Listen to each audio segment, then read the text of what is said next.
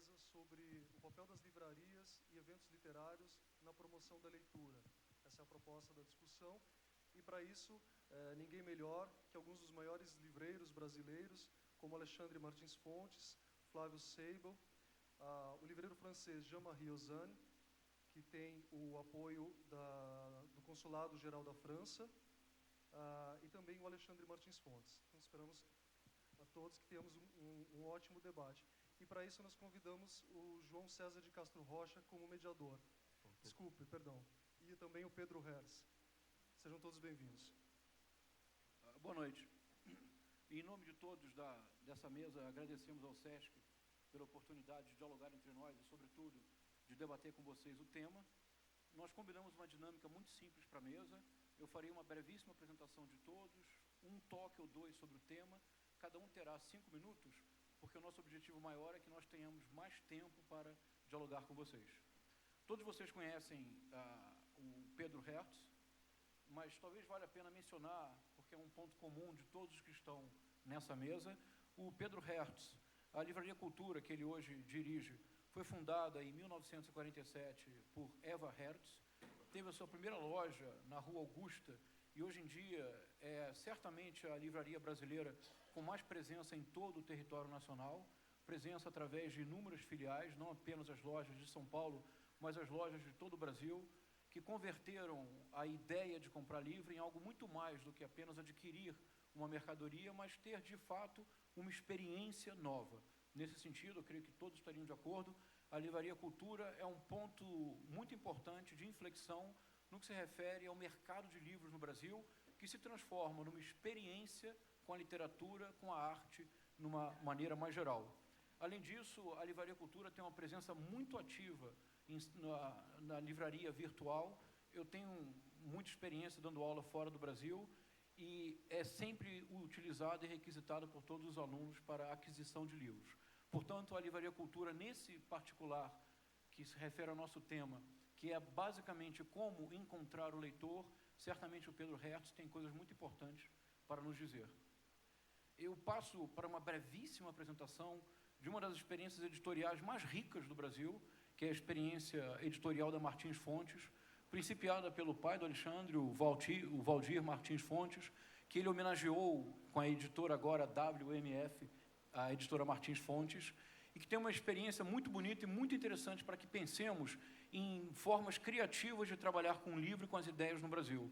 O grande projeto do Valdir Martins Fontes, e eu espero que o Alexandre concorde com a minha descrição, era o projeto de criar uma editora de catálogo. Em outras palavras, uma editora que não ficasse à mercê de eventuais best-sellers ou de livros que tivessem que vender grandes quantidades, comprometendo a qualidade ou o projeto da editora. E, de fato, o catálogo da Martins Fontes para os professores universitários, alguns estarão aqui, para estudantes e, sobretudo, para todas as pessoas interessadas em filosofia, antropologia, sociologia, o catálogo da Martins Fontes é absolutamente exemplar. E o que é importante mencionar também, não há nenhuma contradição entre uma editora que tenha como projeto principal o que os americanos chamam de long seller, livros que são de catálogo e vendem sempre, com ocasionais o que nós poderíamos chamar do best long seller.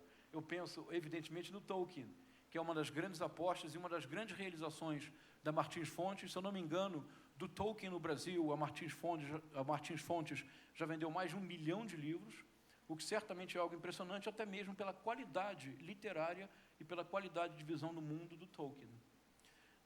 A história da Livraria da Vila, ou, se o Flávio me permite, a história de como o Samuel Seibel se tornou livreiro, é, na verdade, uma história de cinema.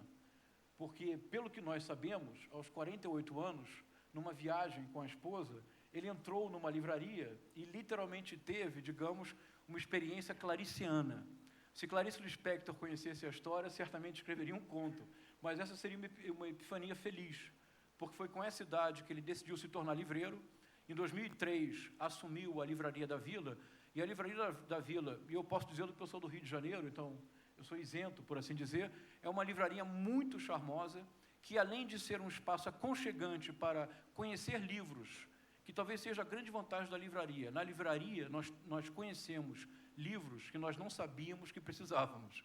A Livraria da Vila é uma experiência muito charmosa nesse sentido e promove cursos, cuja ênfase é precisamente literatura, de modo a fomentar novos leitores. E um ponto comum entre os três, que eu acho que nós poderíamos destacar, é que aqui o livro é menos um negócio do que um DNA, porque se trata de uma transmissão quase que genética, de um projeto familiar, em que o livro é, sobretudo, uma forma de convívio. Nesse sentido, perguntaram ao Samuel Seibel, há alguns anos, se a internet, se o mundo virtual não representaria uma ameaça fatal ao mundo, ao universo da livraria. E a resposta do seu pai, eu acho que é exemplar para pensar o que nós estamos fazendo aqui hoje. A resposta do seu pai foi que, se isso acontecesse, não seria o fim nem o colapso do negócio da livraria, seria o fim da sociedade. Em outras palavras, porque nós teríamos substituído o convívio que o livro e a livraria propiciam simplesmente pela mercadoria, pela aquisição de mais um produto. Nós encerramos essa apresentação, e eu passaria a palavra para os nossos convidados, apresentando o Jean-Marie, que é livreiro desde 1981, e eu estou aqui seguindo fielmente a cola que ele generosamente me deu, então eu acho que eu não vou errar. Ele é membro da diretoria do Sindicato das Livrarias Francesas, é vice-presidente da Escola de Livrarias, o que deve ser uma belíssima experiência, talvez o senhor possa nos falar um pouco sobre ela, é cofundador do Salão de Livro Jovem em Montreal e é cofundador de um festival muito interessante, que é o Festival de Leitura a Alta Voz, ou seja, de ler em voz alta os livros, o que por muito tempo foi o ponto definidor da experiência literária. E ler em voz alta nos traz de imediato ao tema desta mesa. Talvez nós pudéssemos dizer, e seria a minha forma de provocá-los inicialmente, que o grande desafio no mundo de hoje, 2014, para quem trabalha com livro, para quem trabalha com literatura, com ideias, é que o mundo de hoje tende a ser um mundo em que as mediações que fundaram a modernidade, todas tendem a desaparecer.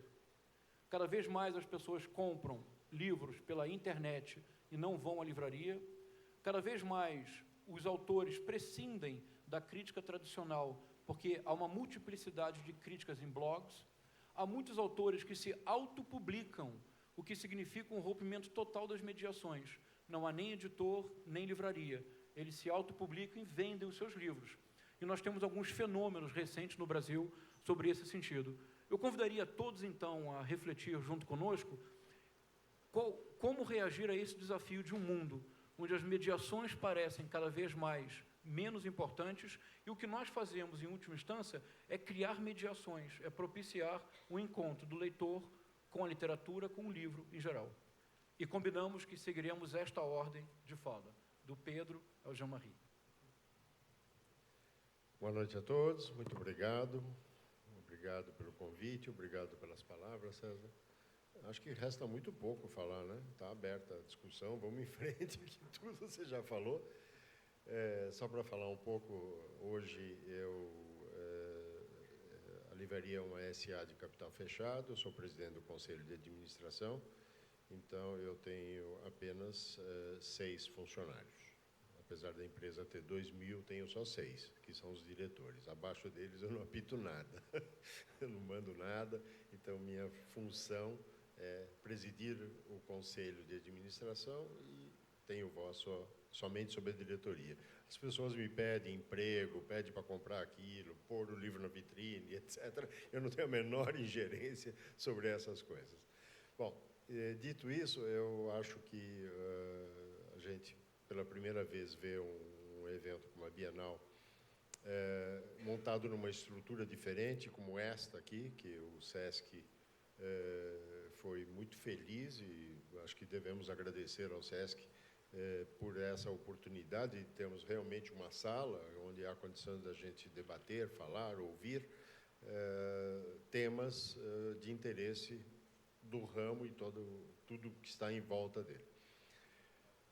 Com relação ao tema proposto, que é o papel das livrarias e os eventos, não há muito o que falar, porque desde que eu estou nesse ramo, que já tem algum tempo, quando eu comecei tinha cabelo, É verdade. Carregar a caixa de livro, a gente perde o cabelo e carrega na cabeça. Então, eu concordo plenamente que isso é um tema e a gente pratica isso. A livraria faz, em média, 5.000 eventos por ano. Isso, de alguma forma, é sempre em torno do livro, que é o nosso principal produto, portanto, em cima do livro. Tudo possível, nas férias a gente tem atividades diárias com as crianças, enfim, é da maior importância a gente promover e trazer, se possível, as crianças para o recinto do livro. Infelizmente, infelizmente, no Brasil, as bibliotecas públicas não trabalham, de um modo geral, no sábado, domingo e nos feriados, quando é o dia em que os pais teriam a possibilidade de levar as crianças às bibliotecas para que tivessem contato com os livros, onde cada um da família pudesse ter contato. Isso não acontece nesse país, infelizmente. Bom, resumindo, acho que é isso, é válido e tem que se praticar. Não adianta ficar no discurso, tem que praticar. Então, não quero me alongar mais, estou à disposição para perguntas e vamos em frente. Obrigado, Pedro. Passo a palavra. Alexandre. Bom, boa noite. Eu também quero agradecer o convite do SESC, da CBL, para estar aqui. Acho que é super importante esses encontros. Para mim é uma alegria e uma honra, na verdade, estar aqui com a Livraria Davi, com a Livraria Cultura. Eu talvez pretensiosamente, vou dizer que não tenho um admirador maior da Livraria Cultura aqui dentro do que eu. E eu falo isso porque acompanho o trabalho do Pedro há muitos anos, somos amigos, e eu canso de dizer que o trabalho que a gente vem fazendo hoje na Livraria Martins Fontes da Avenida Paulista tem uma inspiração, e a inspiração é a Livraria Cultura, também da Avenida Paulista. Nós fomos apresentados aqui como editores, e, obviamente, não é por acaso que nós somos apresentados como editores, porque, de fato, a Martins Fontes é uma editora e é conhecida no Brasil como tal.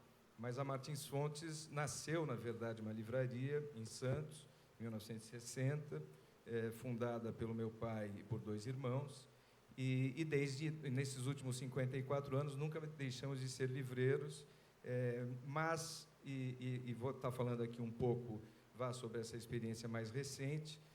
Nos últimos 10 anos, nós temos investido muito nessa nossa livraria da Avenida Paulista, mais uma vez, tendo a cultura como inspiração. E o que eu quero dizer com isso, na verdade? O que eu acredito hoje é que a livraria ela deve, primeiro, fazer o melhor trabalho possível para que ela tenha sucesso. E o que significa esse melhor trabalho? Primeiro, contar com uma excelente mão de obra, porque, afinal de contas, as empresas são os funcionários. Então, você ter bons funcionários que conheçam o livro, que tenham experiência com o livro, é uma coisa bastante importante. Eu sempre digo, eu posso estar aqui fazendo um discurso maravilhoso, quem está lá efetivamente fazendo o trabalho são eles. Então, a qualidade dos funcionários é absolutamente fundamental. Nós temos apostado muito no que eu chamo aqui de fundo de catálogo, na cauda longa. Quer dizer, hoje nós temos, na nossa Livraria da Paulista, por volta de 100.000 títulos para pronta entrega. Quer dizer, temos apostado muito nessa diversidade, quer dizer, não ficar simplesmente vendendo os lançamentos e os best-sellers, oferecendo um pouco mais para o nosso cliente. Temos desde livros infantis até livros de ciência, de tecnologia, de engenharia, tal, passando por todas as outras áreas. Certamente as ciências humanas, até por conta da nossa área de atuação como editores, sempre foi muito importante para nós. E, bom, certamente nós vamos continuar conversando um pouco aqui. Mais uma vez, uma alegria estar aqui com vocês. E quero, antes que eu me esqueça, talvez seja aqui um dos pontos para a gente estar conversando, deixar claro que eu sou 100% a favor do preço fixo, do preço único, dê o nome que quiser, porque eu acho que nós estamos vivendo um momento histórico bastante importante, particularmente essa semana, com a chegada da Amazon, e eu acho que nós temos que fazer o possível justamente para fortalecer as livrarias, sejam elas as grandes, sejam elas pequenas, as independentes. Quer dizer, tudo que a gente puder fazer para fortalecer as livrarias, certamente vai ter o meu total apoio. E só para terminar, veja, aqui na mesa, pelo menos com os brasileiros, eu estou aqui nessa posição de livreiro e editor.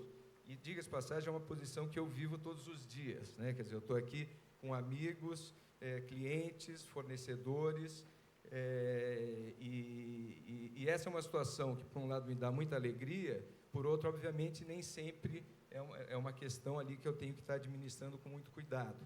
Eu lembro, por exemplo, alguns anos atrás, eu fui convidado pela Objetiva para um almoço, eles estavam fazendo um grande lançamento, convidaram representantes das principais livrarias de São Paulo. Estava lá a Livraria Cultura, estava lá, obviamente, a Livraria da Vila, estava a Saraiva.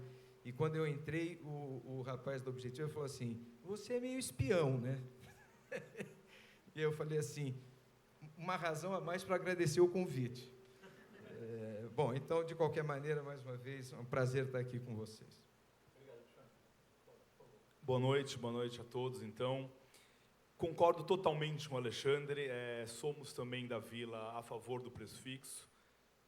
Provavelmente vamos voltar a esse assunto mais tarde. Queria agradecer também ao SESC pelo convite, a Bienal, obviamente. O convite foi feito ao meu pai, na verdade, mas ele não pôde vir, então eu estou aqui no lugar dele. Espero não decepcionar. Concordo com o que o César disse no começo, a mediação que existia antigamente, sem dúvida que diminuiu muito. Acho que a tecnologia, as velocidades, as pessoas não têm mais paciência, acho que quase nada, né? Então querem tudo na hora, muito rapidamente. Então eu concordo com isso. Mas, ao mesmo tempo, a gente prefere acreditar da Vila, nós da Vila, que existe um público ainda que precisa ou que aprecia essas mediações, que encara a vida talvez de uma outra maneira. E daí a importância, eu acho, de uma livraria física, de uma loja física. Sem dúvida que hoje é um commodity, a pessoa pode conseguir em qualquer lugar, muitas vezes a preços, né, de busca-pé, enfim, mas ela prefere ir até a loja. E ela prefere ir até a loja porque tem uma outra experiência, porque ela consegue ver uma arquitetura que às vezes ela não vai conseguir ver no site, porque ela tem interação com os vendedores, que a gente falou que é tão importante, né? Concordo também com o Alexandre, são eles que estão lá, né? Agora a gente está aqui, sabadão, e eles estão lá ralando para a gente poder estar aqui.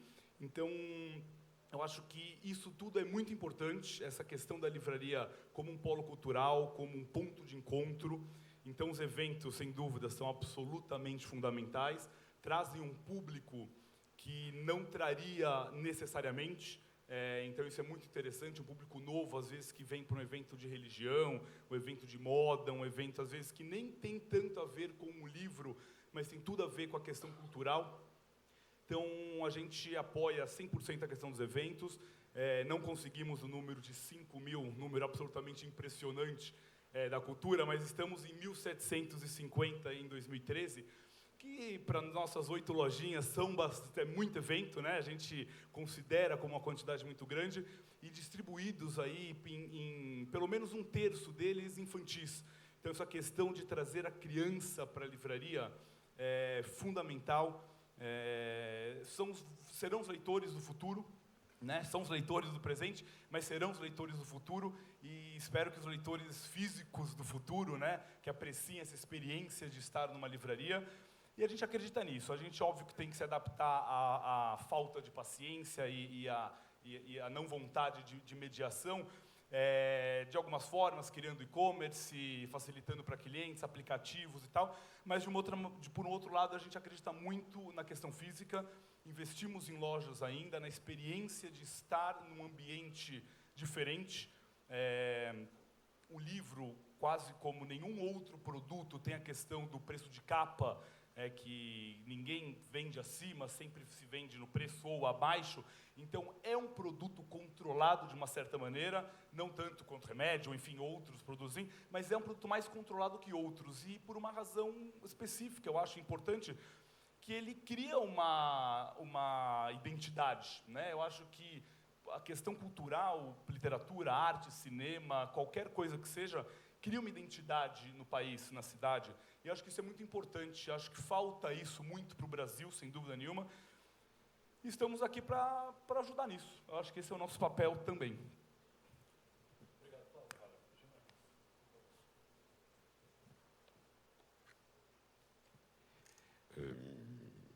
Bonjour et désolé Boa noite. de ne pas parler Lamento votre não si belle poder falar a língua dos senhores, que é tão bela. Na França, nós temos algo fantástico quando somos livreiros ou editores, e basicamente que a nossa vida se desenvolve no reino, poderíamos dizer, da lei com relação ao preço único do livro, que chamamos a Lei Lang, que foi votada em 1981, aliás, e foi colocada em vigor em 2001. Com relação aos livreiros, isso tem um aspecto fundamental. A concorrência nunca se organiza ao redor do preço. O que nos resta, portanto, porque obviamente continuamos concorrente, o que nos resta então? A qualificação, a qualidade das nossas lojas. Pois bem, obviamente, como se define esta qualidade? Já por coisas extremamente simples, a acolhida, como recepcionar, como abordamos o público, como podemos estar à espreita, à escuta do público, não é apenas dizer bom dia, boa tarde, é em seguida pensar no sortimento do livro que nós teremos para responder, para atendê-lo, e não para estar aí na fila para dar ao cliente o livro de que necessita, mas para mostrar a ele que estamos à escuta deles. E também como o local físico deve adaptar-se. A internet é um meio frio, glacial.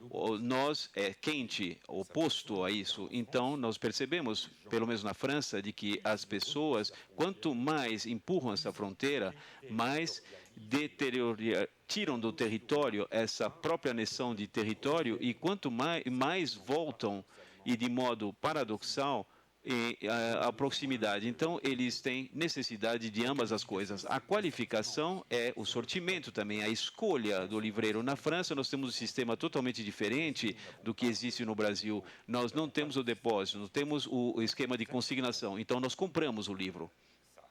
Isso é um inconveniente do ponto de vista de finanças, porque nós temos que adiantar o dinheiro, pagar, mas tem uma vantagem que nós fabricamos a nossa escolha, e obviamente os livros que são vendidos serão encontrados em todas as livrarias, livros que são conhecidos no momento, mas a partir do momento que nós ultrapassamos, digamos, esses best-sellers, nós notamos que cada livreiro fabrica a sua identidade e a fabrica, obviamente, em conexão com o cliente. E depois, obviamente, o que é muito importante é a qualificação do pessoal, dos funcionários, e a preocupação que, eu acho que na França, nós sabemos que o futuro da livraria física vai passar pela qualificação do pessoal. A internet não necessita de qualificação pessoal, ao passo que a livraria física, sim, obviamente. E depois disso, sem dúvida, tem todos os problemas da capacitação. E depois, obviamente, as políticas também de direção. E essas políticas de direção, obviamente, elas estão em conexão com o sortimento, com a qualificação das equipes. Ou seja, a partir desse momento, nós tentamos fabricar um todo. Eu gostaria apenas de abrir um parênteses. Há muitas pessoas que são contra a lei sobre o preço único do livro. Frequentemente, aliás, são grandes estruturas, grandes editoras. Eu acho que aqui deve ser a mesma coisa, como existiu na França. Só que todos os grandes editoras na França sobre a lei do preço único na França, e todos dão a esta lei a ideia de que melhorou a qualificação, em geral, da livraria.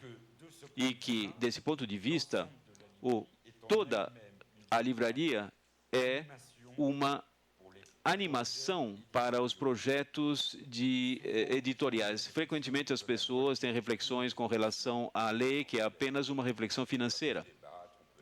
Pode haver debate, as pessoas podem ser mais ou menos liberais ou não liberais, enfim, mas esse aspecto de qualificação é um item essencial.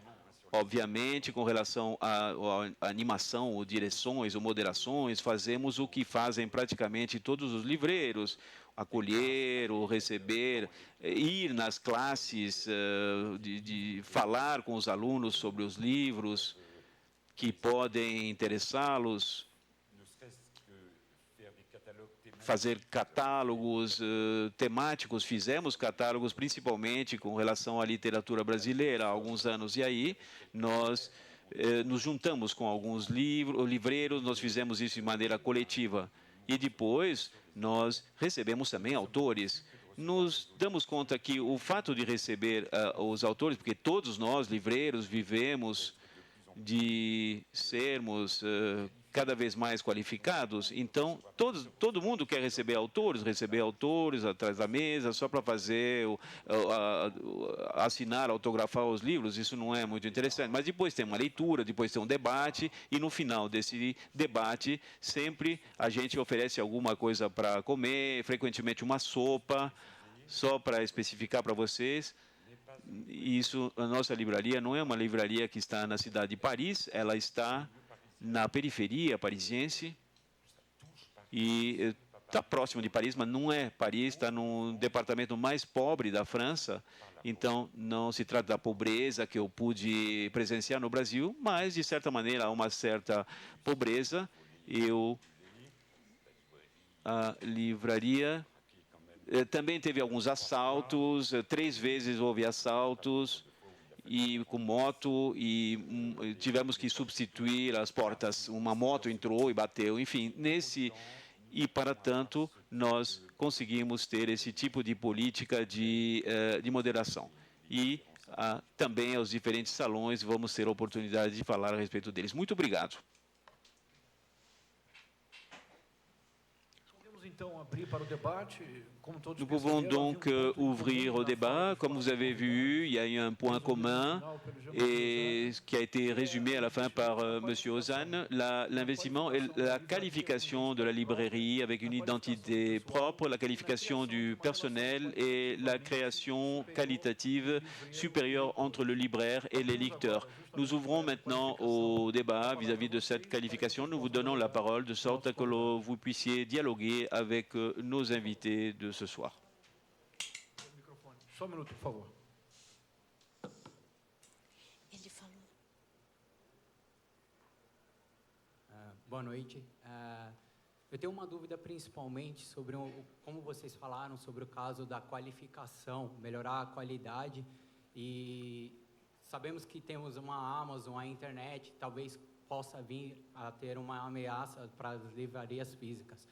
E uma coisa que eu me preocupo muito, que eu creio que pode vir a melhorar, é o hábito de leitura que muita gente, principalmente de escola pública, não vem a ter, né? Será que as livrarias não poderiam ver as escolas como uma oportunidade de, pelo menos a longo prazo, conseguir ter mais leitores e evitar que a internet possa realmente engolir esse mercado de livrarias físicas? Será que ela não poderia ser um grande parceiro para as livrarias? Qual o seu nome? Gabriel. Gabriel, obrigado. Eu acho que todos podem responder ou dialogar com o Gabriel. Podemos alterar a ordem agora. Começamos com Jean-Marie.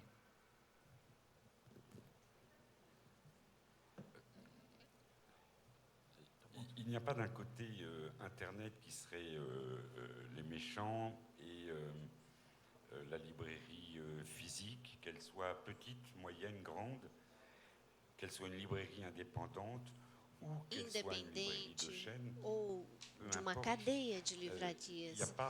Isso pouco importa, não existe em si algo que fosse... Existe uma história que é que no início do século XX, o livro morreu por causa da bicicleta. E quando se diz isso, está se dizendo que o livro não é mais a fonte de lazer e que ele deve dar um lugar para outra coisa. Então, ele deixou lugar um pouco para o rádio, um pouco para a televisão, um pouco para a internet. Mas é assim. O espaço do livro diminuiu e existem diferentes redes que vão vendê-lo. A questão não é saber se existe uma rede que diminui a outra. A questão é saber se todos têm a mesma regra do jogo. Isso é fundamental. Eu vou retomar o exemplo do preço único do livro. Então, aí existe uma regra do jogo entre os supermercados, entre os grandes vendedores, como a FNAC, as livrarias independentes e as de cadeia. A partir desse momento, cada um luta com as próprias armas e com uma verdadeira regra do jogo. E a internet também. E é misturando todas as possibilidades que continuamos a avançar. Bom, eu queria falar que eu concordo inteiramente, porque acho que com a primeira parte inteira do que ele falou e com a segunda também, sem dúvida nenhuma. Acho que a sua resposta é sim, sem dúvida nenhuma que as escolas e as livrarias, elas têm uma sinergia gigantesca. Pessoalmente, acho até que a leitura de escola ou leitura para vestibular, mais especificamente, é mal feia, assim, acho que não se explora o que deveria se explorar, se traumatiza os alunos com alguns livros e tal, mas com alguns autores, mas eu acho que a gente faz muito evento, a gente gosta muito que escolas venham até a livraria, acho que é importante, óbvio que ir até as escolas, fazer feiras, eventos, palestras é importante, mas tirar a criança da escola e levar para um outro ambiente também é muito importante, eu acho que dá uma visão diferente, então existe um trabalho muito grande da Vila com as escolas, sem dúvida nenhuma, e eu acho que existe também com editoras, com outras livrarias, a gente vê, então eu acho que existe, a resposta é sim, a sinergia é total. Bom, você citou a Amazon, quero falar rapidamente aqui. Eu acho que nós, falei aqui na apresentação, é um momento histórico, temos razões para nos preocuparmos, e eu acho que a experiência que os Estados Unidos, que a Alemanha, que a própria França, que a Inglaterra tem vivido com a Amazon, nos mostra que nós, editores, temos, e profissionais do mercado do livro, temos que, de fato, ficar muito atentos, porque acho que ninguém aqui tem interesse, nós todos vivemos de vender livros e não temos interesse na desvalorização desse produto. Em relação a essa questão que você colocou, apesar disso, apesar do que eu falei agora em relação à Amazon, eu tenho dito que a minha maior preocupação, na verdade, ela não diz respeito às novas tecnologias, à concorrência de outros produtos. A minha maior preocupação é que as pessoas não leiam, que elas deixem de ler. E isso, num país como o nosso, eu diria que o maior desafio que o Brasil tem, um país com tantos desafios, é na área educacional. Quer dizer, infelizmente, a maior parte da população brasileira não convive com livros, não tem livros em casa, não lê livros e passa a vida sem lê-los. E eu acho que esse é o grande drama do Brasil. Quer dizer, um país com 200 milhões de habitantes, país esse onde o mercado de livro, felizmente, é melhor do que era alguns anos atrás, mas ainda está muito aquém daquilo que ele pode ser. E isso passa, obviamente, pela educação da população brasileira.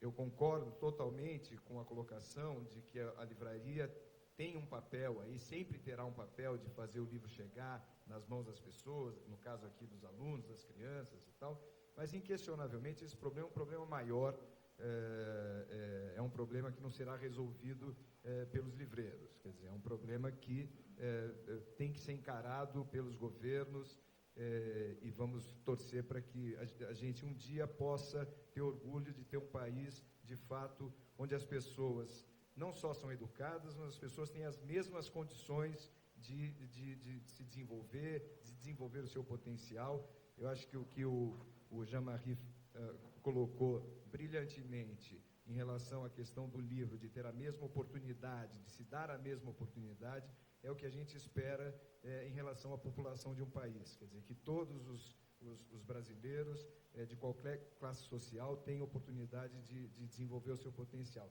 E isso acontece só através da educação, tá certo? Então, a gente só vai ter um país, de fato, com um mercado mais forte, na medida em que a gente tiver uma educação universal e democrática. Bom, eu concordo com absolutamente tudo que foi dito aqui e gostaria de aprofundar um pouco mais e refletir um pouco em cima do que a gente vê e foi dito aqui por todos os presentes aqui na mesa. Ler é uma coisa que aparentemente está sendo uma coisa difícil, está sendo complicada. A gente nota no comportamento nos transportes públicos que tem razoavelmente pouca gente lendo. De vez em quando a gente vê um ou outro. Por que será que está acontecendo isso? As pessoas estão entretidas com alguma coisa, isso percebe-se. Alguém se aventura? Alguma resposta? Estando as pessoas entretidas, elimina-se uma coisa importante da leitura. Ler é uma atividade solitária. Para que a pessoa possa ler, é necessário que a pessoa esteja ouvindo o que o autor, no caso, estamos falando de livros, disse e está sendo transmitido através de uma mídia chamada livro, de uma maneira impressa, ou não, ou virtual, tanto faz. Mas o problema de se concentrar e ter isso como uma atividade solitária e se concentrar nisso, está ficando cada dia mais difícil.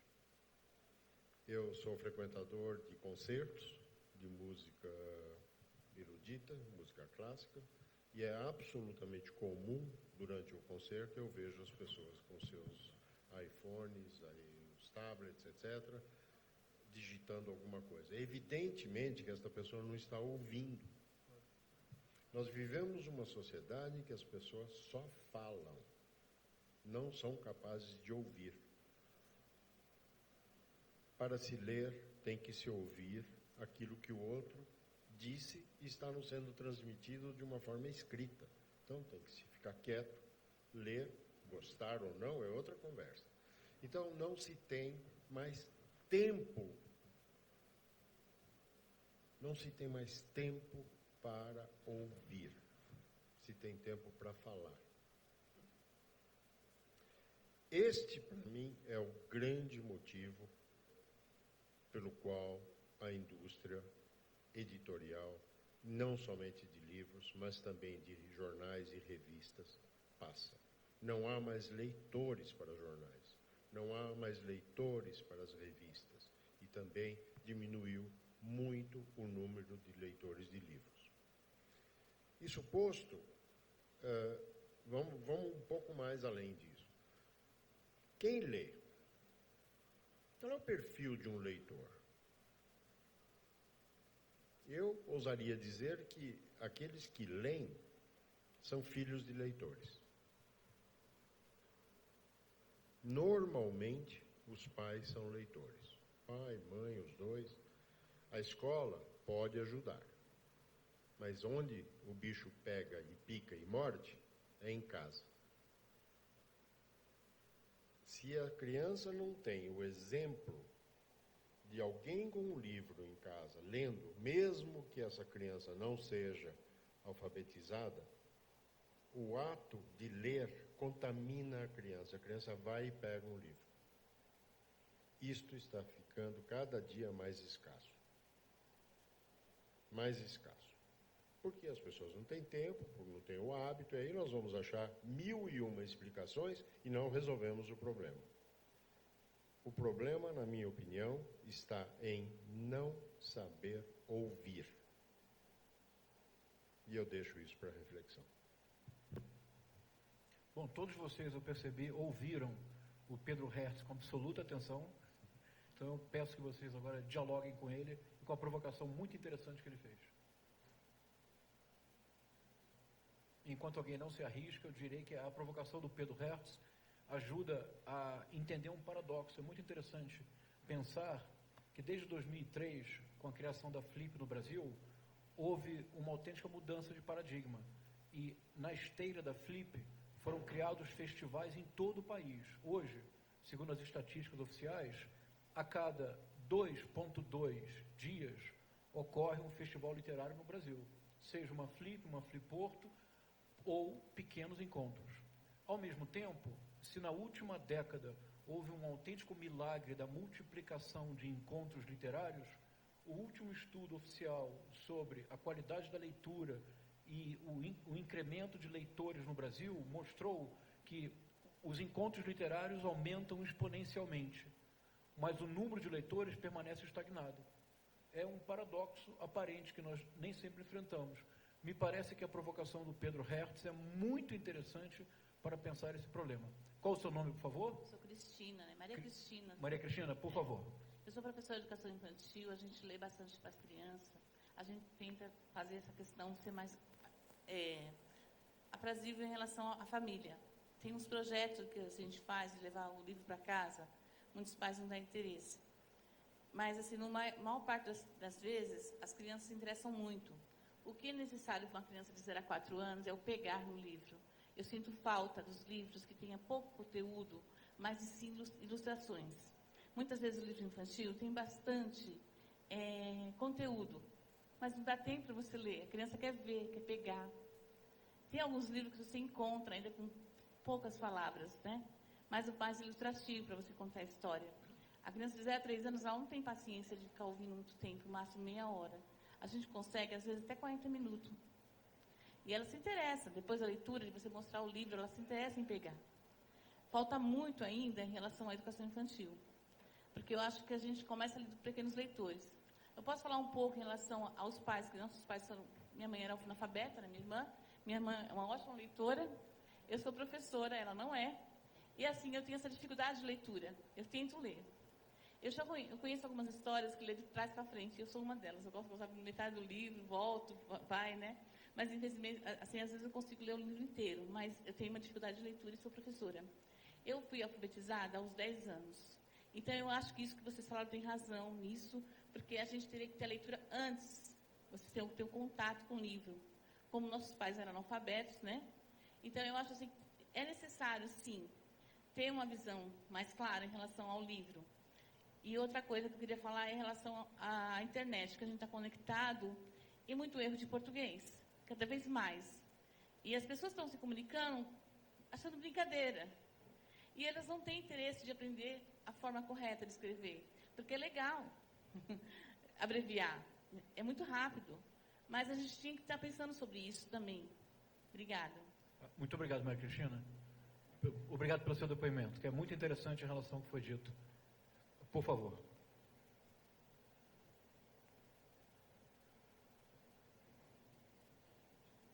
Boa noite, meu nome é Ricardo Ramos Filho. Queria falar um pouquinho sobre o livro para pronta entrega. Eu sou frequentador de todas as livrarias aqui presentes. Eu gosto de ir à livraria, eu compro bastante livro, mas nem sempre eu chego na livraria e encontro o livro para pronta entrega. E tenho que encomendar o livro e receber em casa. Isso não acaba incentivando que a gente compre o livro pela internet? Quer dizer, muitas vezes, eu penso 2 vezes, eu falo, puxa, eu vou chegar lá, não vou encontrar o livro que eu quero, então deixa eu entrar aqui na internet, já vejo, já compro pela internet, já recebo de uma vez em casa, porque ainda semana passada, eu estive, não interessa qual, mas numa das livrarias daqui, para comprar 4 livros. Dos 4, 3 eu não tinha para pronta entrega. Quer dizer, vocês pensam nisso? Isso é uma coisa que é levada em conta? Ricardo, claro que a gente pensa nisso. Para você ter uma ideia, eu acho que você tem, você que é um assíduo frequentador de livrarias, o nosso catálogo está beirando, está bem perto dos 9 milhões de títulos. Vou repetir, 9 milhões de títulos. Não há espaço físico que possa abrigá-los. Impossível. São produtos com os quais eu trabalho, porém eu não estoco. Não é possível para qualquer empresa deste mundo ou do outro abrigar isso. Não é possível. Portanto, a prestação de serviço é que se faz. Eu posso ter livros, eu tenho 19 unidades, filiais, 19, e não comporta ter um exemplar desse livro que eventualmente você procura em cada uma das unidades. Eu enxergo no sistema aonde tem o livro. Eu preciso transferi-lo, então você encomenda. Então, é uma razão prática de logística e até comercial, que não dá para estocar 100% do que existe publicado. Não sei se a resposta satisfaz, mas é a realidade da nossa empresa. Veja, é exatamente o que o Pedro acabou de dizer. Eu digo quase que diariamente, dentro da livraria, para a nossa equipe, o seguinte: nós não termos um livro para pronta entrega não é um pecado. Não existe livraria no mundo capaz de expor todos os livros produzidos. O pecado, na verdade, e infelizmente é um pecado que é muito cometido, é você atender mal o cliente.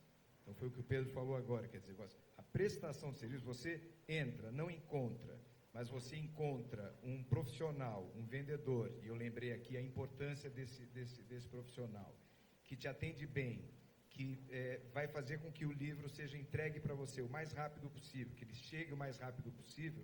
Isso sim é o trabalho, de fato, esse é o grande desafio que nós temos como livreiros. Infelizmente, não são muitas as livrarias que trabalham dessa maneira. Nós estamos aqui, eu estou aqui ao lado de 2 grandes livrarias brasileiras e que certamente sabem o que eu estou falando e que trabalham para que isso seja feito. Mas eu fico impressionado, por exemplo, até hoje, quando vejo pessoas, por exemplo, entrando na nossa loja e falando assim: nossa, que bom que eu encontrei o livro, eu rodei a cidade de São Paulo para encontrar. E eu fico pensando assim, mas o que esses outros livreiros estão fazendo, que estão deixando a pessoa entrar e sair sem ser atendido, tá certo? Porque, mais uma vez, você não precisa ter o livro, mas você tem que fazer o atendimento. Isso é um problema, diga-se de passagem, universal. Eu, alguns anos atrás, jantando com algumas agentes literárias da Espanha, elas me contaram que os autores que elas representam, muito frequentemente, vão na livraria, pedem o seu próprio livro, e aí o livreiro responde, infelizmente esse livro está esgotado na editora. Aí ele vai para a gente e fala assim: poxa, mas você não me contou que o livro estava vendendo tão bem, já está esgotado? Só que o livro não estava esgotado, quer dizer, é só uma resposta preguiçosa, né? Existe até uma piada no meio livreiro, que eu tenho quase certeza que os meus amigos aqui, colegas, conhecem. Uma senhora entrou numa livraria e falou assim: por favor, os senhores têm toalete? E o rapaz respondeu: não, infelizmente está esgotado na editora. Quer dizer... Às vezes perguntam também qual é o autor. Essa eu não conheci. Essa versão eu não conheci, é ótimo. Veja, o desafio do livreiro é esse. O desafio do livreiro é justamente atender bem o cliente. Quer dizer, esteja o livro lá para pronta entrega ou não. É exatamente isso.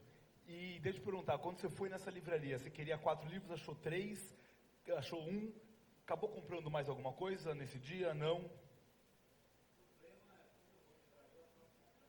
Mas não é o problema, justa essa é toda a questão. Então, atender bem não só fazer a pessoa sair satisfeita mesmo sem comprar, como achar uma outra coisa que você queira. Porque você não quer só aquilo, você quer uma infinidade de outros livros. E eu acho que o bom vendedor é aquele que justamente, sabendo dos 4 que você queria, consegue sugerir outros livros. E aí, você esperar o livro chegar, passa a ser muito menos doloroso nessa situação. Então, o que a gente fala lá internamente é que o cliente tem que sair satisfeito. Com ou sem o livro, se for com o melhor, se for com mais do que ele veio procurar, melhor ainda, mas ele tem que sair satisfeito com um bom atendimento. Então, o Pedro falou no começo, né, que ele tem 6 funcionários sobre ele, então, posso portar o livro aí, ele não mexe com isso. Eu mexo, e eu ouço realmente as pessoas falar, deixa eu portar o livro, vamos portar o livro, e não cabe. Então, não é nem 50% dos 9 milhões, deve ser 5% que cabe, dependendo da metragem quadrada. Então, espaço é um problema seríssimo, e que a gente contorna dessa maneira, atendendo bem, criando uma demanda que às vezes o cara nem sabia que tinha, mas a gente tem que achar, porque senão vou deixar perder venda. Então, perder venda para a gente não existe, né? Então, a gente tenta achar de uma outra maneira. Eu acho que esse é o trabalho realmente do bom vendedor. Então. Fora os autores que telefonam para a gente, Flávio, e pedem para pôr o livro na vitrine. Aí eu respondo, o que eu faço com as estantes?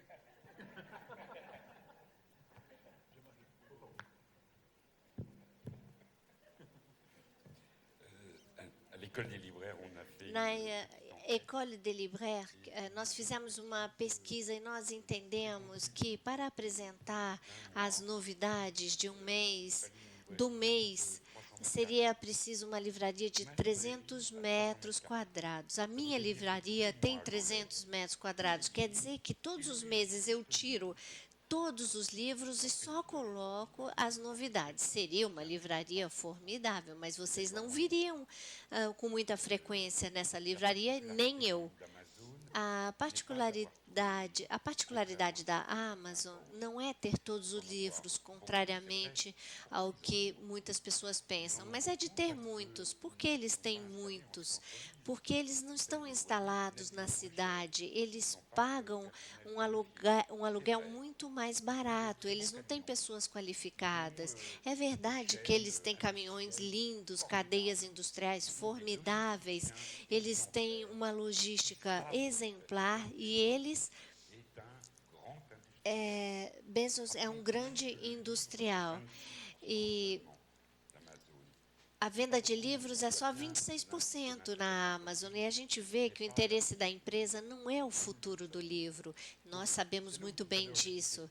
Mas eu disse agora há pouco que não há nada contra a internet, que se seja a compra do livro físico ou digital na internet, mas é preciso que haja, mais uma vez, uma regra do jogo. E não devemos nos esquecer de que até mesmo a Amazon não tem todos os livros em disponibilidade. Mas uma cidade como São Paulo, Rio, Paris, Montreux, nós temos livrarias físicas em que não se pode tocar o livro. Na França, essa é uma linguagem de impressão de livros. O livro fala-se em tocar a capa do livro. O livro tem uma boa mão. E isso é preciso que isso continue a existir, mas não quer dizer que outras coisas não sejam desenvolvidas. Por favor. Boa noite, meu nome é Cristina.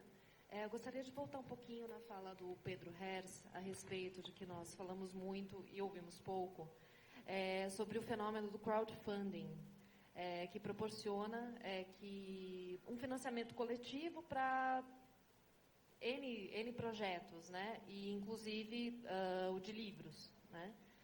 Autores que normalmente têm algo para falar, que normalmente não seriam publicados, acabam recorrendo a essas plataformas e encontrando uma maneira de publicar os seus livros e normalmente saem com até 900 cópias vendidas, alguns fenômenos de 900 cópias vendidas, e isso é um número bastante expressivo, porque tem muitos livros que saem com tiragem de 1.000, 2.000 e demora-se muito para para que esse livro seja vendido, né, numa tiragem assim. E isso tem duas é uma coisa interessante por um lado, porque você tem essa questão dos novos assuntos que estão sendo discutidos e que estão sendo publicados, e que encontram o seu espaço no mercado, né? Tem público para isso e etc., apesar das editoras. Mas tem também uma questão que envolve a questão da qualidade do produto oferecido, porque muitas vezes você não tem uma obra que passa por uma revisão, não passa por um processo editorial, né? E eu gostaria de saber de vocês a respeito de como que vocês estão olhando para essa questão, não somente dos best-sellers, do que o público quer, além do best-seller, né? A questão que envolve o nicho de mercado. Como que vocês fazem para estarem atentos ao que realmente o público quer? Porque essa questão do crowdfunding, encontrar esse mercado todo, esse público todo para algum texto, para algum autor, reflete muito que é o mercado ditando o que ele quer. É o público dizendo, eu quero isso. Eu quero isso apesar de uma editora, eu quero isso apesar disso estar numa livraria, eu quero que isso exista. Obrigado, Cristina. Invertemos a ordem uma vez mais. Começamos com Jean-Marie, Flávio, Alexandre e Pedro. Por favor. Je passe donc la parole, Jean-Marie.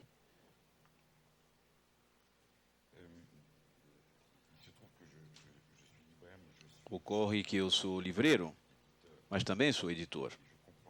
Entendo perfeitamente que autores têm um anseio de tocar o público imediatamente.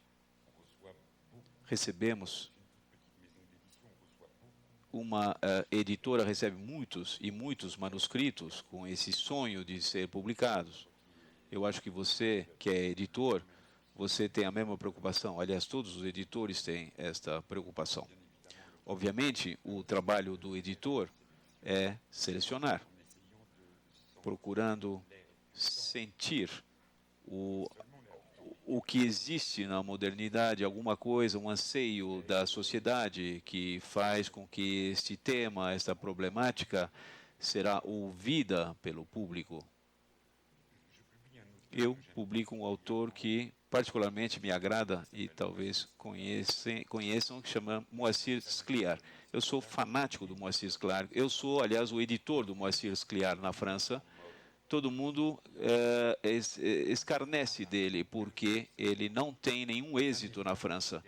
Não é ainda considerado, mas vou chegar lá. Mas, por enquanto, ele não é considerado como um grande escritor. É isso, o que nós chamamos de horizonte de espera do público, ou de expectativa. O livreiro também deve sentir isso. Um exemplo citado com um autor que publicou na internet diretamente, sem nenhum editor, e que teve sucesso. Isso, claro, acontece, mas serão exceções. Eu me lembro perfeitamente quando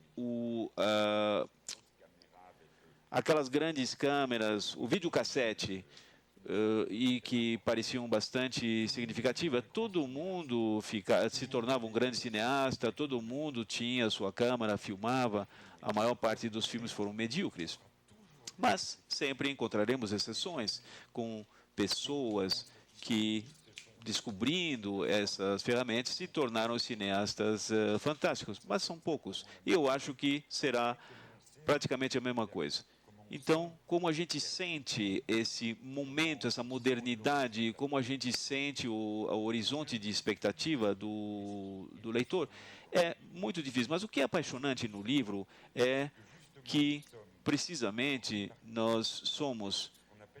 estamos em grande parte nessa economia da oferta. Quando um livreiro abre as caixas e que tira os livros que são novidades, nós não sabemos que livros são esses, nós desconhecemos se isso vai agradar ao público. Nós não sabemos, nós ainda não os lemos, nem sabemos se vai nos agradar. É possível que no livro que eu acabei de tirar da caixa, este autor vai ter o prêmio Jabuti, o prêmio Nobel daqui a alguns anos. Ninguém sabe, ninguém conhece o nome dele. E talvez aconteça isso. E esse mercado da oferta é que, mesmo se nós sentimos coisas, nós nunca temos certeza. Eu não conheço nenhum editor e nenhum livreiro que não tenha passado o seu tempo a se enganar. São ofícios de grande humildade nos quais nós temos que descobrir textos e depois nós temos que descobrir as pessoas que vêm até nós e para quem nós vamos conseguir vender esses textos. Então, um maravilhoso trabalho de humildade. Montesquieu disse que nós devemos ser um peixe na água.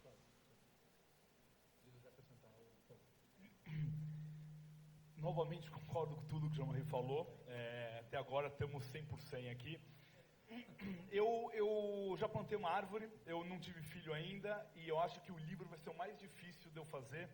Então, eu acho que todo mundo que consegue publicar um livro sozinho, autopublicação, é um vencedor, assim. Realmente, eu acho que colocar suas ideias para todo mundo ver, eu acho que é de uma coragem extrema. Então, eu admiro muito essas pessoas. Não vejo como um conflito de interesse nenhum para o lado do livreiro. Ao contrário, já recebi autores de autopublicação através de crowdfunding ou não, que eu pus para vender na loja, e alguns saíram bem, alguns não saíram bem e tal. Sobre a questão do que a gente coloca ou não na loja, eu acho que é muito essa questão que o Jean-Marie também falou no comecinho lá, da formação da identidade. Eu acho que cada loja realmente forma uma identidade. Não acho nem que é a rede que forma, eu acho que é a loja que forma. A gente tem lojas muito diferentes em shopping, em rua, públicos que dialogam melhor com o autor, melhor com outros autores, que eu vendo mais psicologia, mais humanas, mais infantil, e isso é de loja a loja. Então eu acho que a compra deve ser tem que ser observado isso. Onde você está, o que você quer atingir, que público que você vai dialogar, né, o que aqueles vendedores gostam de vender. Então, é muito difícil a gente empurrar um livro. Não consegue sair falso quando a gente tenta, porque a gente acaba vendendo o que os vendedores gostam de vender, que é o que aquela loja recebe melhor, né? Então, acho que vai um pouquinho por aí.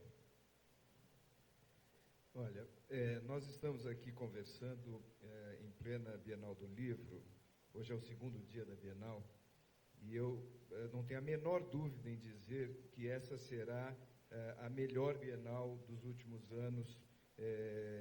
E eu digo isso porque, é claro que é uma complexidade de questões, a excelente organização do evento, com a CBL à frente, com o SESC apoiando, etc. Mas tem um fenômeno aqui, que é um fenômeno que a gente não pode deixar de esquecer. E como tudo, né, quer dizer, tem um lado bom, tem um lado ruim, a questão das mídias sociais. Quer dizer, aí eu falo aqui como livreiro e falo como editor. O sucesso que hoje certas séries e certos livros, particularmente para um público jovem, têm alcançado, se deve certamente às mídias sociais. A gente sempre soube que um livro se torna um best-seller, vende bem, essencialmente por conta do boca a boca. A mídia social faz isso numa escala incrível. Veja, eu estou fazendo essa introdução em relação às mídias sociais, porque eu acho que o que você está colocando é uma questão que diz respeito a novas tecnologias, novas maneiras de se viabilizar projetos, crowdfunding, de se viabilizar dinheiro para viabilizar projetos. Eu acho que nós estamos num momento muito rico, muito criativo, na verdade. Eu não tenho a menor dúvida de que nós ainda veremos muita coisa acontecendo e muita coisa interessante acontecendo no que diz respeito a self-publishing, a crowdfunding, etc. O que eu posso dizer para você é o seguinte: primeiro, assim como as livrarias não conseguem expor todos os livros publicados, as editoras também não conseguem publicar todos os livros que os autores gostariam de estar escrevendo ou lançando. Essas novas tecnologias, elas permitem que livros cheguem ao mercado que não chegariam normalmente numa situação em que você depende única e exclusivamente de uma editora tradicional. Isso é uma realidade, eu diria que é uma realidade que vai crescer cada vez mais, e nós, afinal de contas, livreiros e editores, nós vivemos única e exclusivamente da venda do livro.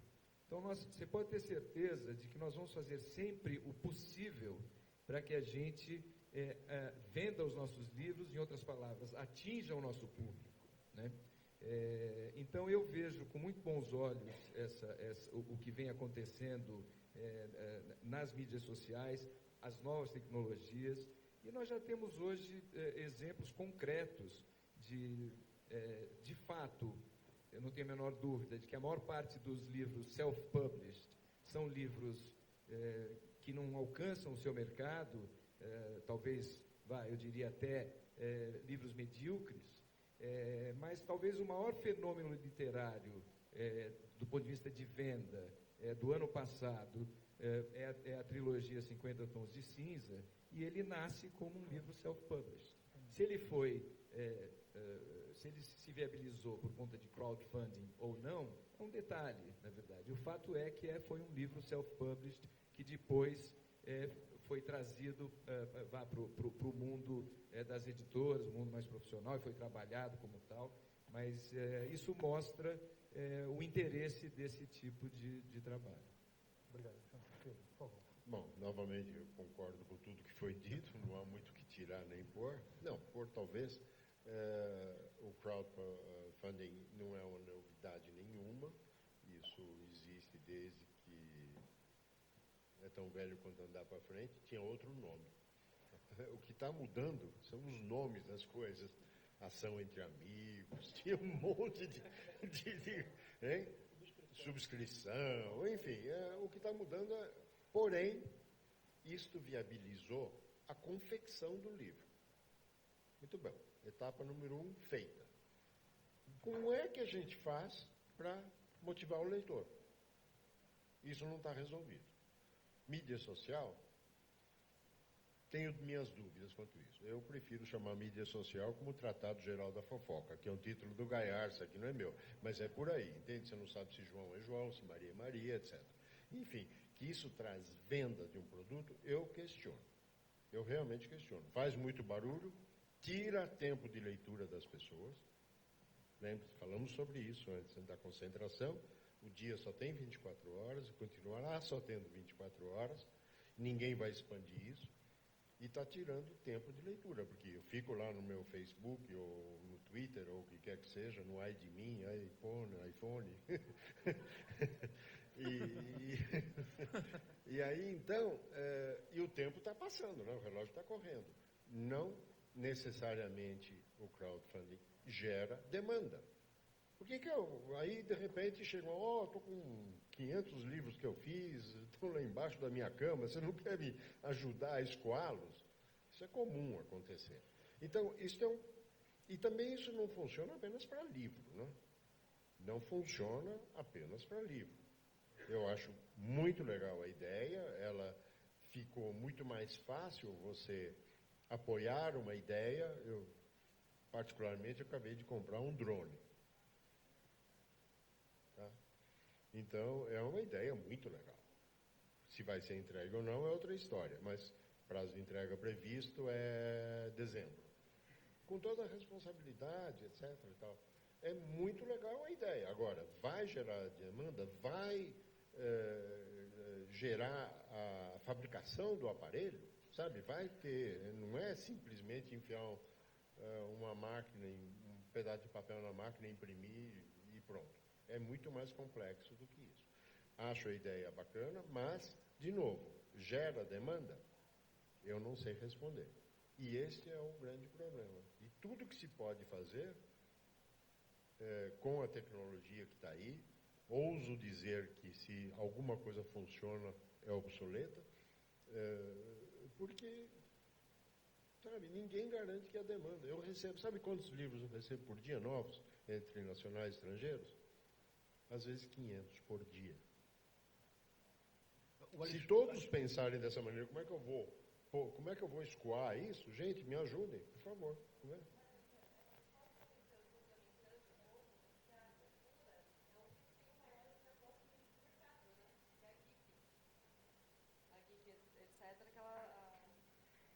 A respeito dessa questão da demanda, né, por um nicho, alguma coisa muito específica, né, a cultura que tem a loja de nicho, que é a Geek. Você sabe o que é um geek? Você sabe o que é um geek? É um nerd que gosta de informática, é isso? O Alexandre quer complementar. Depois temos mais uma pergunta. Eu queria dizer que encontramos aqui um ponto de discórdia.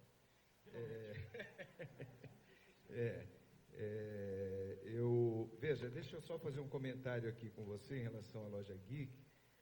Todos os departamentos de uma loja são de nicho. Quer dizer, um setor da loja que se vende só livros de química é um nicho. Um que se venda só livros de medicina é um nicho. Quer dizer, você não pode entender o geek como um único... Bom, mas de qualquer maneira, o que eu queria falar aqui... Veja, eu dizia que eu discordo do Pedro Hertz. Vai ser pretensioso em outro lugar. Porque você é o Papa, você de fato falando sério agora, Pedro, já falei isso na minha apresentação, eu tenho contato com muitos profissionais do mundo do livro, dentro e fora do Brasil, mas particularmente aqui eu quero falar sobre os de fora do Brasil, e eu cansei de ouvir esses profissionais virem para o Brasil e falarem assim, olha, eu conheço muito poucas livrarias no mundo que tenham a organização e a competência da Livraria Cultura. E isso daí, obrigado. Pedro, é você, tá certo? Obrigado. Então pretensioso da minha parte. Então, agora você pode discordar com mais razão. Vou agora discordar. Veja, eu tenho 2 filhos, um menino de 21 anos e uma menina de 14. O de 21 é um leitor, para minha felicidade. Agora, nas férias, ele está estudando em Nova York, então, nas férias de verão de Nova York, ele leu 6 livros, 6 bons livros, e eu fiquei feliz quando recebi essa notícia, contei para minha filha falou assim, ai meu Deus, get a life. A minha filha, infelizmente, com 14 anos, ainda lê menos do que eu gostaria que ela lesse. Mas, para minha surpresa, o tempo passa rápido, talvez uns 2 anos atrás, ela fala, pai, vamos no lançamento de um livro que vai acontecer na Livraria da Vila, do Shopping Higienópolis. Eu fiquei felicíssimo. Falei, claro que vamos. Quer dizer, lançamento de livro, e ela, principalmente, querendo ir no lançamento do livro. Quando eu cheguei lá, olha, eu nasci dentro do mundo dos livros e tal, eu não acreditei no que eu estava vendo. Tinha uma fila na Livraria da Vila, do Shopping Higienópolis, dava a volta nos corredores do shopping. Nós chegamos atrasados, nós já não tínhamos mais condição de entrar na fila, não tinha mais livro para vender, tal a quantidade, e aí, veja, de meninas ali, absolutamente entusiasmadas com aquele lançamento. A autora, que eu naquela altura nunca nem tinha ouvido falar, mas a Paula Pimenta, que hoje certamente a maior parte das pessoas aqui deve conhecer, estava sendo tratada assim, parecia que era o Mick Jagger que estava ali lançando o livro. E veja, claro que tem muitas, espero que não seja a minha filha entre elas, que compra e não lê. Mas eu garanto que muitas lendo, muitas ali, falando sobre o livro, e lendo o volume 2, o volume 3, o entusiasmo e tal. Eu fiquei emocionado, na verdade, em ver aquilo. E fico feliz em dizer que, depois disso, aquela foi a minha primeira experiência com essa coisa pop do autor, eu, depois disso, comecei a me acostumar com essa situação. Agora mesmo, nós entramos aqui no pavilhão e vi ali a loucura que estava em volta do estande da Rocco, por conta, deduzo eu, da Thalita Rebouças. Nós temos hoje um livro aqui da nossa editora, que está em segundo lugar na lista dos mais vendidos há meses, que é o Quem é Você, Alaska, do John Green. Eu fico impressionadíssimo com a repercussão nas mídias sociais do livro e do trabalho dele. E ouso dizer o seguinte: ele terá sido, talvez, o primeiro autor que descobriu isso. Quer dizer, o John Green é o sucesso que ele é, porque justamente ele trabalha as mídias sociais para divulgar o trabalho dele.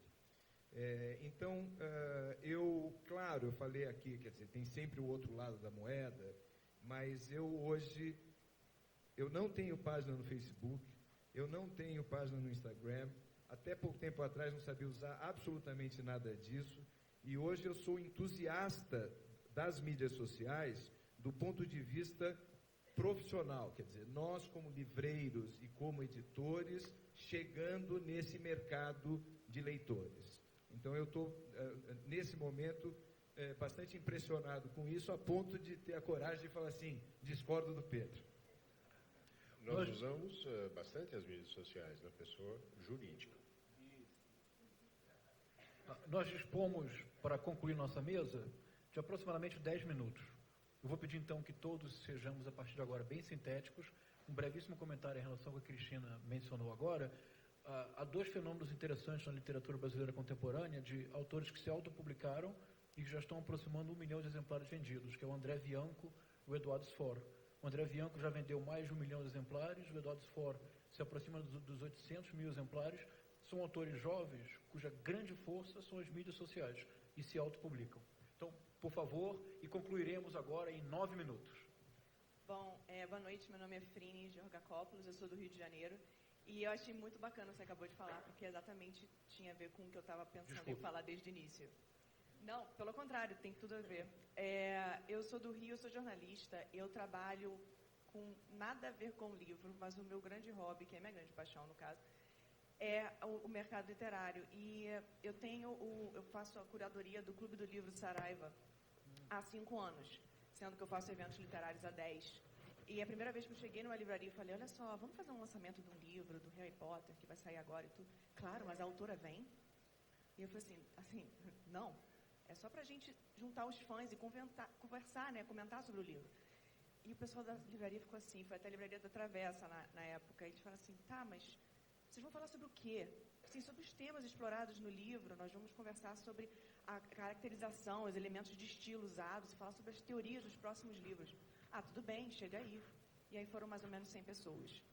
E aí, assim, quiseram me matar na época, mas aí deu certo, tudo bem, todo mundo entrou na livraria. De lá para cá, essa quantidade de eventos vem se transformando, pelo menos no Rio de Janeiro, e isso vem vindo para outros lugares, vem para São Paulo, agora a gente está com um clube em Curitiba, que eu acho que responde um pouco de tudo isso. A gente usa a mídia social, a gente tem nicho, porque as meninas gritando hoje pela Cassandra Clare, pela Kira Cass, são pessoas que consomem livros, que querem ouvir, só que elas querem também falar. Elas querem ser ouvidas sobre a opinião que elas têm sobre esse livro. E querem consumir o próximo, e o terceiro, e o quarto, antes das outras, e querem colocar tudo isso em blog. Então, eu acho que, assim, existe um consumo de livro muito grande, mas não somente de nicho. No Clube do Livro, a gente conversa muito, por exemplo, vamos fazer uma edição sobre a Cassandra Clare. No mês seguinte, eu sugiro Clarice Lispector. E a vez que eu fiz isso, eu falei assim, nossa, ninguém vai aparecer, né? Porque não é pop, é uma coisa mais clássica. E lotou. E quando a gente conversou sobre o finalzinho de um dos livros dela, que acaba com ponto e vírgula, a menina sentada na primeira fileira olhou para mim e falou assim, mas e aí, não tem continuação? E eu fiquei, mas não é uma saga, cara, é um livro diferente.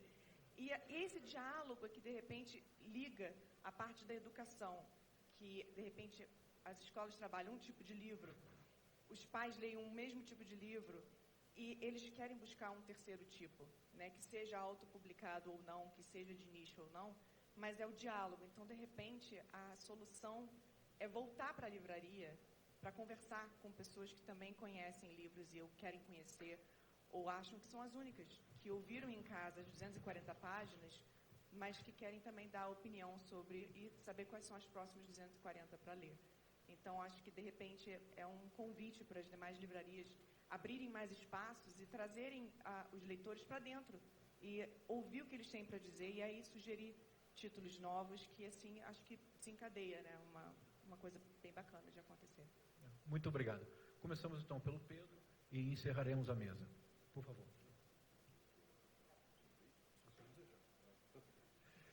Bom, acho que algumas coisas bem interessantes surgiram aqui. Acho extremamente interessante a gente colocar as coisas e fugir um pouco das coisas que habitualmente são colocadas em eventos dessa natureza. Hoje eu fiquei bastante surpreso e agradavelmente surpreso que fugiam um pouco, talvez pela boa mediação do César e dos participantes, é evidente, que a gente fugia um pouco do clichê habitual. As sugestões interessantes foram colocadas, elas são praticadas. O clube de leitura é praticado aqui em São Paulo, nós mesmos temos com a companhia, enfim, é uma coisa que não é nova, ela é pouco praticada, talvez por falta de tempo, eu não sei, enfim. De reservar um pouco de tempo para ouvir, acho que é da maior importância, sabe? Se for para falar, etc., não, mas para ouvir o que os outros, ou o outro, o autor, seja o que for, tem a dizer. Acho isso da maior importância que a gente tenha a capacidade de entender isso. É isso. Bom, eu quero mais uma vez agradecer aqui o convite, também fiquei super feliz de estar aqui com vocês. Em relação à sua sugestão, se eu entendi, digamos, a sua sugestão,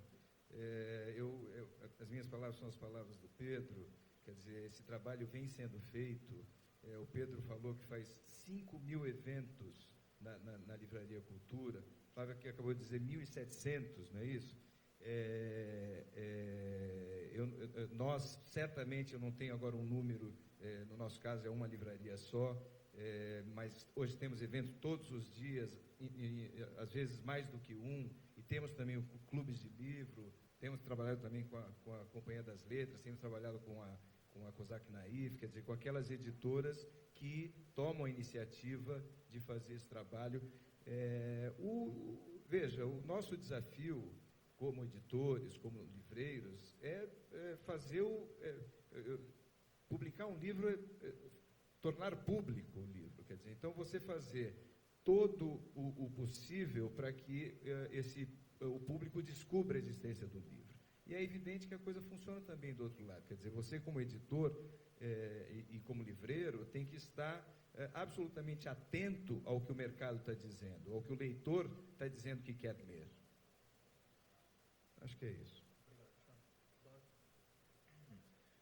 Sobre a pergunta, sobre o tema, eu acho que muitas dessas meninas que blogam, eu não sei agora, eu não sou nessa... Sou mais analógico também, então não sei. Mas, enfim, que usam seus blogs para expor opiniões sobre os livros, talvez não leriam se não tivessem começado a ler um blog de uma amiga. Então, eu acho que hoje, o livro físico vai acabar porque o digital está aí e tal. Eu acho que eles se complementam. A nossa visão, a visão da Livraria da Vila é que eles se complementam. Então, sem dúvida nenhuma, muita gente hoje lê porque é num tablet ou num e-reader. Eu acho que tem uma ligação com tecnologia tão forte que acaba lendo por causa disso. E às vezes acaba não gostando do livro naquela mídia, vai até a livraria e compra um livro físico. Então, esse caminho existe, a gente vê acontecer. A gente acredita que o futuro é a mescla dessas duas. Não acreditamos no fim do livro físico, no fim da loja física. Também não somos cegos para a questão de que o livro digital não vai chegar. Acho que o Brasil funciona de uma forma diferente de muitos outros lugares, talvez todos os outros lugares. Então, nosso timing, nosso ritmo aqui é muito diferente. A gente pulou a impressão sobre demanda, que é uma coisa que rolou 10 anos nos Estados Unidos, que, no meu ponto de vista, é absolutamente genial. Pulamos, fomos direto para o livro digital. Então, talvez uma questão também dessa falta de paciência que a gente tem não, vamos pegar logo, os Estados Unidos já tem, vamos trazer e tal. E então eu reconheço que o modelo ideal a ser seguido é o modelo europeu. Eu acho que a França, acho que o Jean-Marie falou muito bem essa questão, precisamos ter uma regra do jogo definida, não temos, e acho que quando tivermos uma regra do jogo definida, em qualquer coisa, pode ser na política, pode ser tal, mas estamos falando no nosso mundo cultural, eu acho que a gente vai conseguir sim formar leitores. Não acho que é nosso papel, sem dúvida nenhuma, ou não é só o nosso papel, mas é nosso papel também, né? A gente está aqui, a gente trabalha com isso, vivemos disso, vendemos livros, então é papel nosso formar leitores. E acho que vai ser mais fácil conseguir isso quando as regras estiverem definidas, quaisquer que sejam elas. Se for através da lei do preço fixo, melhor, mas acho que é importante essa definição, para a gente poder seguir estrategicamente, pensando nos leitores e etc. Obrigado pelo convite, pela presença, a todos.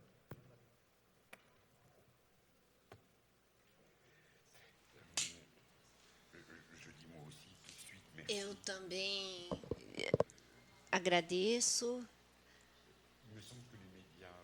Parece-me que o que vocês chamam de mídia social, nós não usamos o mesmo nome. Me parece ser uma ferramenta muito boa e que com todas as ferramentas podemos fazer coisas muito boas, mas é como um martelo. Se a gente bater no dedo, a gente vai se machucar. Mas é uma ferramenta. E nas mídias sociais nós vemos horrores também. E vemos coisas formidáveis. E, mais uma vez, tudo depende de quem fala e do que é dito. Eu sempre fico muito surpreendido quando a tecnologia vem antes do conteúdo. Evidentemente, o livro tem uma forma. Eu falei da boa mão, mas se não tivesse um conteúdo no livro, há muito tempo ele teria desaparecido. Então, a relação com as mídias sociais, a gente sempre volta a essa questão de se dar conta. Mas agora há pouco eu falei de humildade e sobre o que você disse sobre ouvir cada vez menos. Eu acho que você tem razão, mas eu acho que nos ouvimos a nós mesmos cada vez menos. E ler o que é? Ler é 50% compreender o que o autor fez e 50% compreender a si mesmo, quer dizer, a interpretação que fazemos do livro. Existem livros em que o espaço imaginário é fraco, é baixo, e outros nos abrem portas. Isso vale para a ficção, ao mesmo tempo para a juventude. Mas o que me parece muito importante é que nos construímos como leitores. No início, lemos séries, porque ler é assegurar-se, é saber exatamente o que vai acontecer na página 60, 80, por exemplo, os romances sentimentais, em que existe uma estrutura que se repete sistematicamente. Nunca ninguém vem dizer eu li algo de extraordinário. É o volume 60 da coleção de romances sentimentais. Eu leio muito,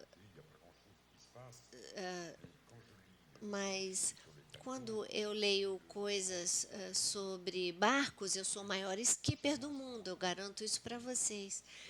Mas isso me assegura, de certa forma. E há livros que nos abrem portas, que nos preocupam, que nos fazem percorrer extensões que nunca havíamos imaginado antes. E é isso que é formidável, é que existem 1000 formas de leitura.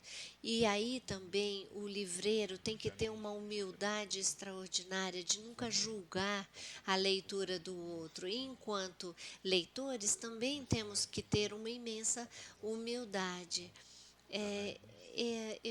existia um linguista que fazia um programa de televisão formidável na França e ele vendeu 20 mil exemplares. Eu também comprei o livro. Eu não consegui passar da página 10. Eu não entendia nada. Eu estava na faculdade, eu não entendi nada. Então, milhares compraram o livro sem entender nada. Não é tão grave. Nós sonhamos com o universo desse autor que falou conosco na televisão. E aqui a gente vê bem quais são os reflexos com as mídias sociais. A gente vê como existe algo que pode nos atrair, nós vamos até o fim. E a leitura nos pede a nós, leitores e profissionais, que conservem muita humildade. Alexandre Martins Fontes, ao Pedro Hertz, agradecendo sobretudo a escuta muito atenta de todos vocês. Obrigado.